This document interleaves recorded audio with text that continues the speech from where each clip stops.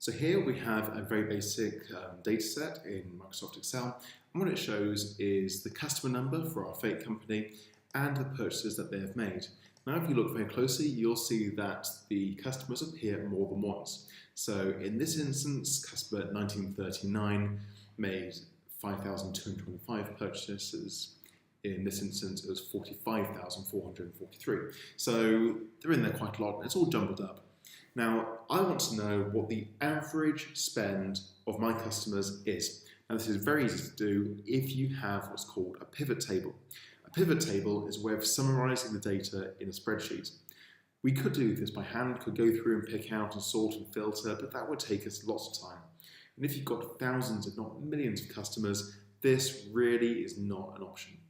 So pivot tables are absolutely essential. They're also very easy to use. So what we do is we select columns A and B, which is our data we want to sort or pivot. Go to the Data tab in Excel, go to Analysis, click on Pivot Table.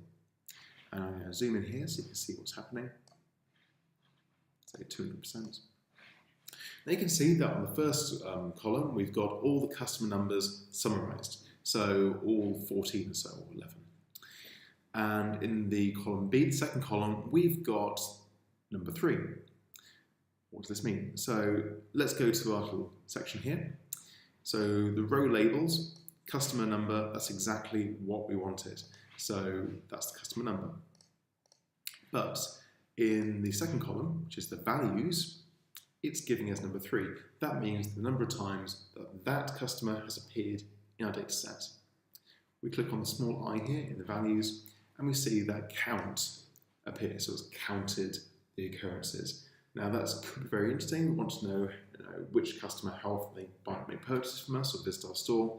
But the question we want to know is what's the average spend? So click on the next one, which is average, and that will work.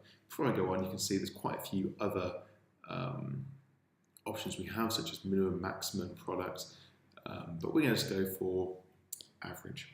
Click OK, and there we have it. Let's just go for some formatting.